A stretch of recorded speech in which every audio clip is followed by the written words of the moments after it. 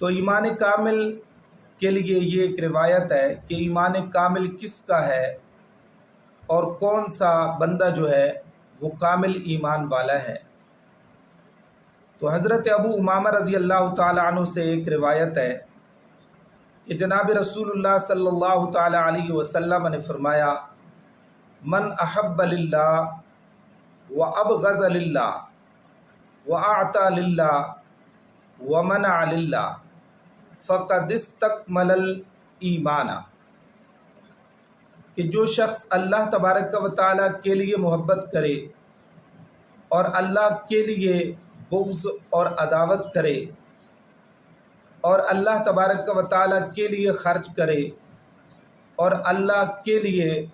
خرچ جو ہے وہ بند کرے، تو یقینی بات ہے کہ اس نے اپنے ایمان کو کامل کیا۔ تو ایمان کامل یہ ہے کہ اللہ کے لیے محبت کرنا، کسی سے بغض رکھنا تو اللہ کے لیے رکھنا، اور کسی پر خرچ کرنا تو اللہ کے لیے کرنا، اور کسی سے خرچ کو بند کرنا تو اللہ کے لیے کرنا، یہ ایمان کامل ہے۔